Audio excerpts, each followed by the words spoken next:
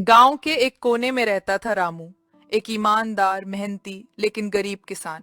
सुबह सूरज के साथ उठना, बैल के साथ खेत जोतना और दिन भर पसीना बहाना, यही थी उसकी जिंदगी। एक दिन भगवान से बोला, हे भगवान, मेहनत तो जान से ज्यादा करता हूँ, लेकिन न फसल होती है, न घर में चूल्हा जलता है।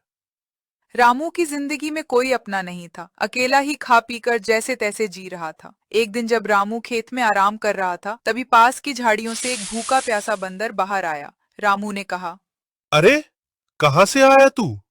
भूखा लगता है। ये ले, मेरे पास बस एक केला है, खा ले भाई।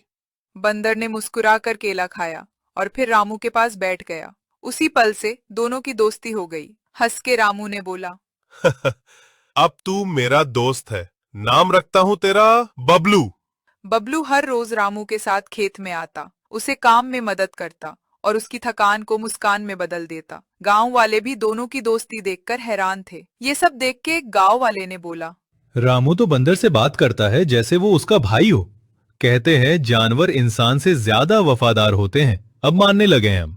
एक दिन बबलू दौड़ता हुआ खेत में आया। उसके हाथ में एक पुराना थैला। रामू हैरान होकर बोला, अरे बबलू, क्या लाया है ये?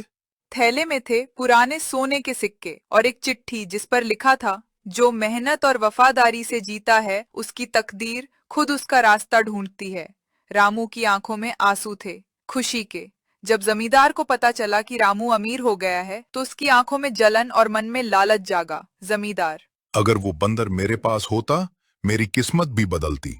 जमींदार ने बबलू को पकड़ने की कोशिश की, लेकिन बबलू चतुर था। वो जमींदार को अपने ही गड्ढे में गिरा बैठा। जमींदार चिल्लाते हुए कहा, बचाओ, ये बंदर तो बड़ा चालाक निकला। रामू ने उस दौलत को सिर्फ अपने लिए नहीं रखा। उसने गांव में स्कूल बनवाया, कुएं खुदवाए और हर गरीब की मदद की। ये सब देखकर एक गांव वाले ने बोला, रामू अब अमीर भी है और सबका प्यारा भी। और बबलू? वो तो अब रामू के घर का सदस्य बन चुका था। छत पर बैठा वो हर शाम रामू के साथ सूरज को डूबते हुए देख